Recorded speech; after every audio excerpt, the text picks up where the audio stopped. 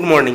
আজ 6 সেপ্টেম্বর 2024। ভিডিওর ইন্ট্রোটা দেখে আপনারা বুঝেই গেছেন যে আজকের ভিডিওটা কি হতে চলেছে। হ্যাঁ, আজকে কোনো খাবারের ভিডিও নয়, আজকে হচ্ছে একটা স্বপ্ন পূরণের ভিডিও। অনেকদিন ধরেই ইচ্ছা ছিল একটা 4 চাকার। এই 4 চাকার ইচ্ছাটা মনে হয় সমস্ত ছেলেদের মনেই থাকে, তো সেরকমই একটা স্বপ্ন পূরণ হতে চলেছে আজ। না, এটা কিন্তু কোনো ইউটিউবের টাকায় নয়, কেননা আমার ইউটিউব থেকে এখনও পর্যন্ত কোনো ইনকাম আসে না। এটা হচ্ছে একদম আমার জমানো টাকা বলবো না, লোন তুলেই নেওয়া। অ্যাকচুয়ালি গাড়িটা হচ্ছে আমার এক দাদার, তো ও নতুন একটা অন্য গাড়ি কেনার চিন্তাধারা করছে, সেই কারণে ও এই গাড়িটা বিক্রি করে দেবে। তো আমাকে ফোন করে বললো যে আমি গাড়িটা বিক্রি করবো, তুই যদি নিস তো নিতে পারিস। যেহেতু ও জানতো যে আমি অনেকদিন ধরেই একটা সেকেন্ড হ্যান্ড গাড়ি নেওয়ার চিন্তাভাবনা করছিলাম, তো আর দেরি না করে, কেননা গাড়িটা আমার একদম চোখের সামনেই কেনা হয়েছে, 2018 সালে কেনা হয়েছিল, আমাদের একদম চোখের সামনেই কেনা হয়েছে। আর গাড়িটা প্রচণ্ড ওয়েল মেনটেন্ড গাড়ি। তো যাই হোক, গাড়িটা নিয়ে দাদা আজকে আসছে, কারণ আমি তো চালাতে পারি না এখনও। তো দাদাই নিয়ে আসছে গাড়িটা, নিয়ে এসে আমাদের বাড়ির সামনে রাখবে। তো দাদা আসতে থাকুক। তার আগে গাড়িটা যেদিনকে লাস্ট সার্ভিসিং হয়েছে সেদিনকে আমি কিন্তু দাদার সঙ্গে গেছিলাম। আপনারা সেই ফ্ল্যাশব্যাকটা দেখতে থাকুন সার্ভিসিংয়ের, ততক্ষণে গাড়িটা নিয়ে আসুক, বাকি কথা তারপরেই হচ্ছে। তো এতক্ষণে আপনারা নিশ্চয়ই বুঝেই গেছেন যে এটা কিসের ভিডিও হতে চলেছে। হ্যাঁ, অ্যাকচুয়ালি গাড়ি তো কিনছি, যাই হোক অনেক দিনের স্বপ্ন পূর্ণ হচ্ছে। তো গাড়িটাকে এখন সার্ভিসিং করতে হবে। এবারে দাদা অ্যাকচুয়ালি বলেছিল আমাকে যে মঙ্গলবার দিন, আজকে হচ্ছে 2রা সেপ্টেম্বর, সোমবার। তো দাদা বলেছিল যে মঙ্গলবার দিনকে গাড়িটা সার্ভিসিং করতে যাব।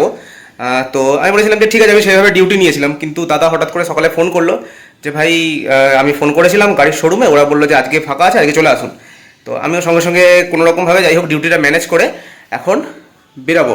যাবো হচ্ছে প্রথমে দাদার বাড়িতে, ওখান থেকে দাদা গাড়ি নিয়ে চলে যাবে, আর আমি যাব হচ্ছে বাইকে করে আমাদের দুর্গাপুরের সুজুকি আরিনা শোরুমে যাব। সেখানে গিয়ে কাজ সেরকম বেশি কিছু নাই, কেননা আমি গাড়িটাতে চেপে দেখেছি কাজ সেরকম বেশি কিছু নাই, একদম ঝকঝকে তকতকে গাড়ি আছে। তো যাই হোক, ভিতরে তো একটা এক্সাইটমেন্ট তো থাকেই। যাই আগে দাদার বাড়িতে যাই, দাদার বাড়িতে গিয়ে তারপর ওখান থেকে দাদা চলে যাবে হচ্ছে গাড়ি নিয়ে শোরুমে, আর আমি বাইক নিয়েই যাবো, কেননা আমি ওইখান থেকে ডাইরেক্ট আমি ডিউটি যাব। এবার ওখানে গাড়ি সার্ভিসিং করতে করতে মোটামুটি 6টা সাড়ে 6টা বেজেই যাবে, বাট আমার 6টা থেকে ডিউটি রয়েছে, তো সেই কারণে আমি মোটামুটি 5টা সাড়ে 5টার মধ্যে আমি বেরিয়ে যাব ওখান থেকে। মেয়েদের শাড়ি আর ছেলেদের গাড়ি, এ যেন এক অন্য রকম এক্সাইটমেন্ট।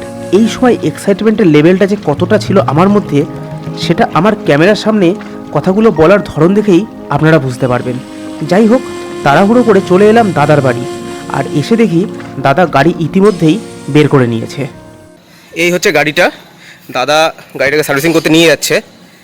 আর এখন দেরি হয়ে গেছে এমনিতে, তো যেদিনকে ডেলিভারি নেবো সেদিনকে দেখাবো। গাড়িতে প্রচুর অ্যাক্সেসরিজ লাগানো রয়েছে, আর দাদা এদিক থেকে বেরিয়ে যাবে, আর ওইখানে রয়েছে হচ্ছে আমার বাইক, আমি যাব বাইকে করে। তো যাই হোক, দাদা এখান থেকে বেরিয়ে যাবে।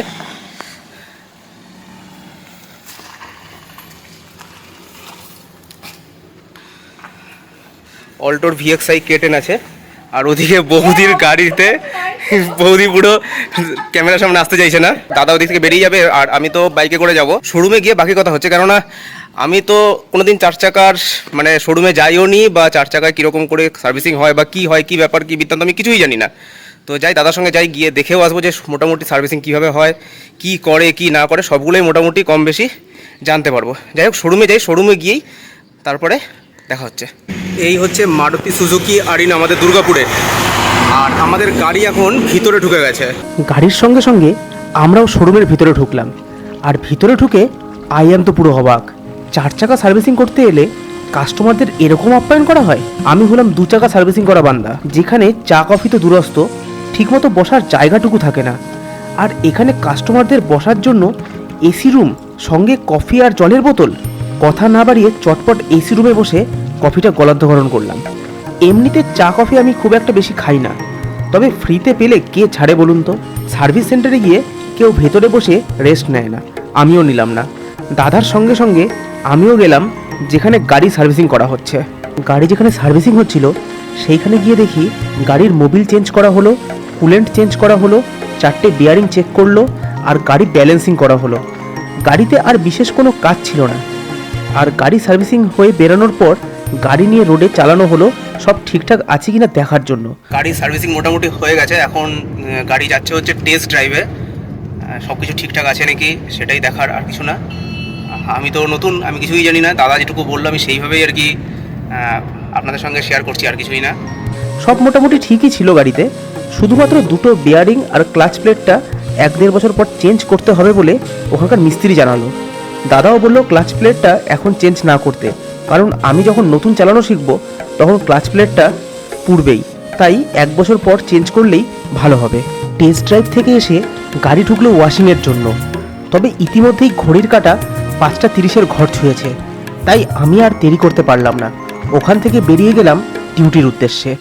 তো গাড়ি তো মোটামুটি ওয়াশ টোয়াশ অবধি হয়ে গেছে, আর পুরোটাও আমিও দেখতে পারিনি, কেননা আমারও ডিউটির টাইম হয়ে গেছে, 5টা 5 বাজে, আমাকে 6টার মধ্যে ডিউটি ঢুকতে হবে।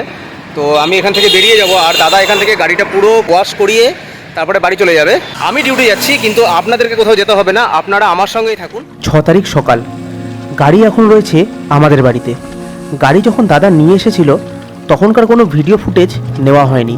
আসলে এক্সাইটমেন্ট লেভেলটা এই জায়গায় ছিল যে গাড়ির কোনো ভিডিও করতে হবে সেটাই ভুলে গিয়েছিলাম। এরপর চলল টাকা আদান প্রদানের গল্প, তবে কত টাকা আদান প্রদান হয়েছিল সে প্রসঙ্গ না হয় এখানে উজ্জ্বই থাক। এইবারে আসি গাড়িতে কী কী অ্যাক্সেসরিজ লাগানো রয়েছে সেই প্রসঙ্গে। যেহেতু এটা হলো অল্টো VXI 2018 মডেল, তাই গাড়িতে আগে থেকেই এসি মিউজিক সিস্টেম ছিলই, তবে আলাদাভাবে গাড়িতে লাগানো ছিল রুফ রেলস, ফগ ল্যাম্প, পিছনে দুটো সোনির সাউন্ড সিস্টেম এবং স্পয়লার। এই স্পয়লারটা আমার জাস্ট ফাটাফাটি লেগেছিল, এটা কিন্তু গাড়িটাকে একটা স্পোর্টি লুক দিয়েছে। এরপর আর কি, গাড়ি হাতে পেলে কি আর ঘরে বসে থাকতে ইচ্ছা করে? সৈকতকে নিয়ে বেরিয়ে পড়েছিলাম গাড়ি চালাতে, আর প্রথম ড্রাইভিং সিটে বসে অনুভব করেছিলাম এক অন্যরকম রোমাঞ্চ। যাই হোক, আজকের ভিডিও আর বিশেষ লম্বা করছি না, ভিডিওটাকে এখানেই শেষ করছি। গাড়িটা কেমন হয়েছে জানাতে ভুলবেন না, আর আপনাদের মতে গাড়ির দাম কত হতে পারে কমেন্ট সেকশনে বলতে পারেন।